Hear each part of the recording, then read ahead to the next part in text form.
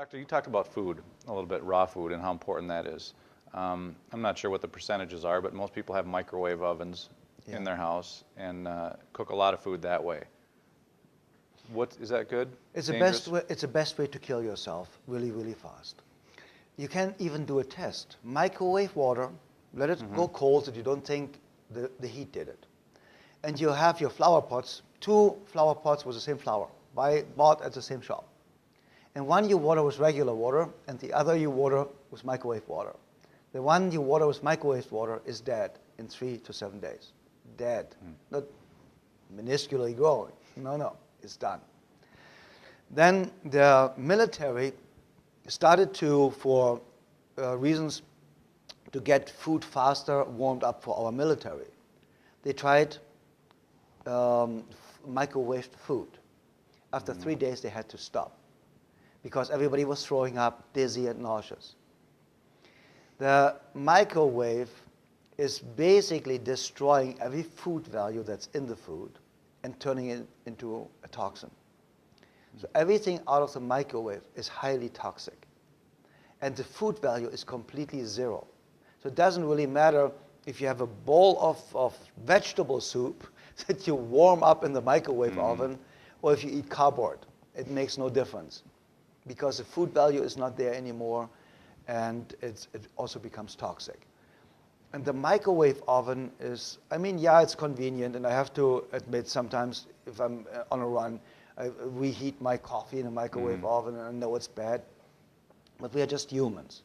And I still think, Scott, if we do 70% right, we can do 30% wrong without doing major harm to us. But we also need to really make sure that we are really listening to our instinct. That's why my system is called the instinct-based medicine system. Because I believe our instinct is always right.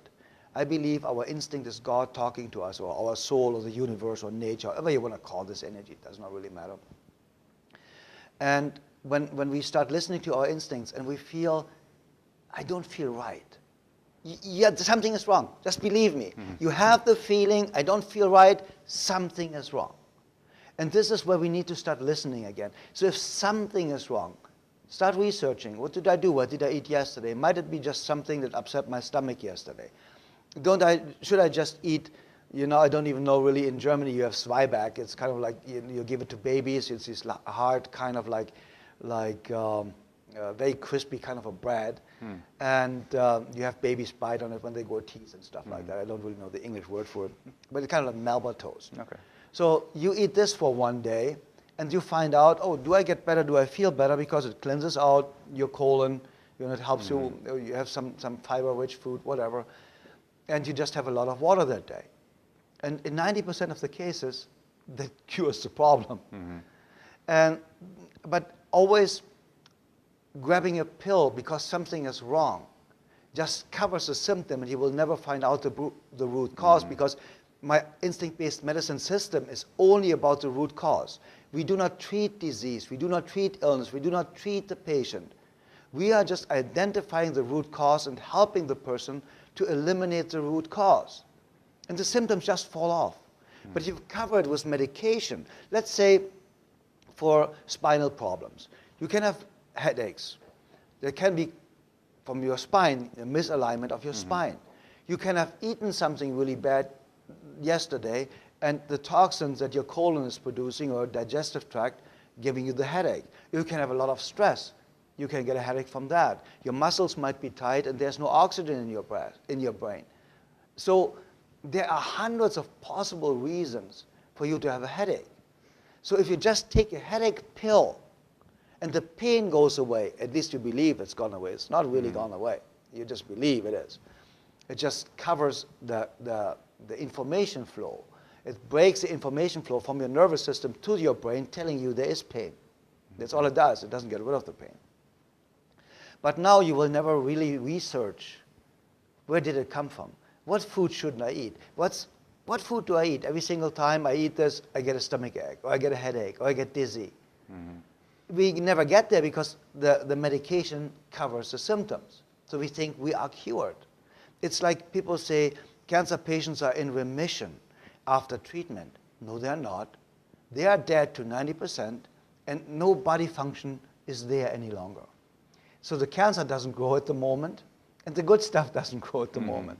So there's no healthy cell replacement, but there is, of course, no replacement of or growth of the cancer cells, because the treatment killed the entire body to a point where you barely survive.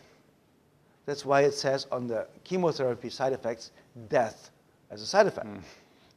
So many people die because they miss the spot where they kill the patient to a point where they're still staying alive. And the microwave oven actually is one of the tools making us feel full, making us feel we ate, but an hour later we are hungry again because we did not get nutrition. We stuffed our stomach. And now we are creating possibly diabetes, because our pancreas has to produce all these digestive enzymes now for us to be able to digest the dead food, because now there are no living enzymes in the food any longer.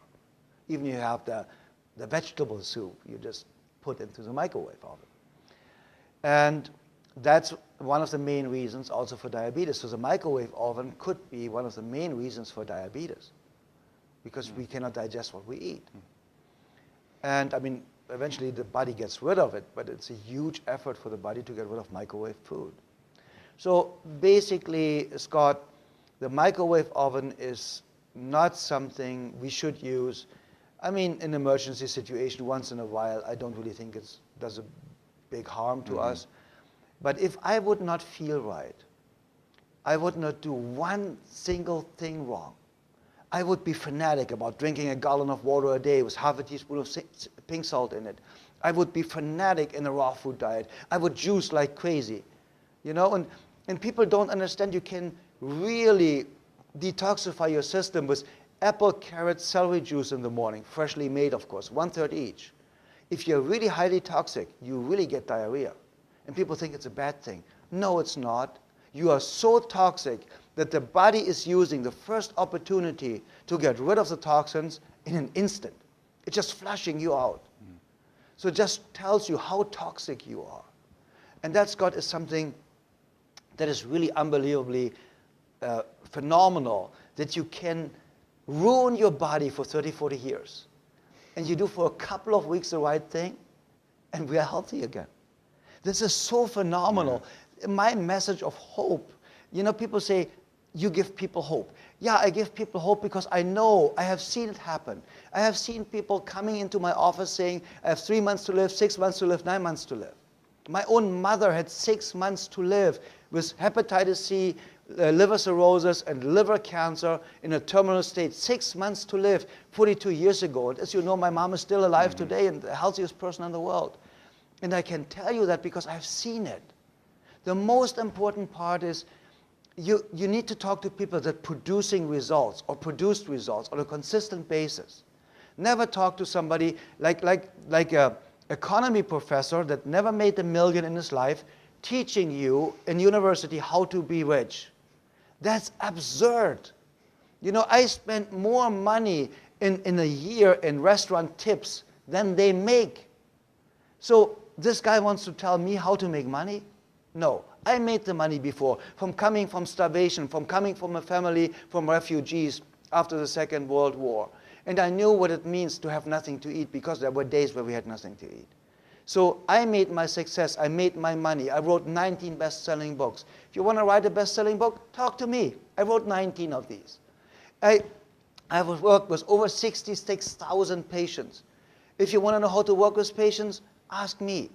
So the point is, talk to people who did it. Talk to a patient who was sick and got healthy. Talk to somebody that weighed 400 pounds and now is slim and skinny and fit and healthy and strong. That's the person you talk to.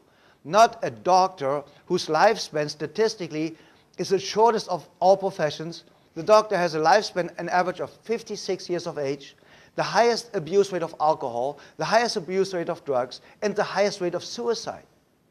This is a person you want to ask how to be fit, healthy, and strong for the next 140 years? No. You ask somebody who is doing it. You go to somebody that's 100 years old and plays soccer with his great-great-grandchildren, and you say, how in the world did you do that? And that makes a difference. So we need to talk to people that have done it before and that are producing results. And to conclude this, stay away from the microwave oven. And if you have children, throw the microwave oven out of the window because they are microwaving everything and they are killing themselves.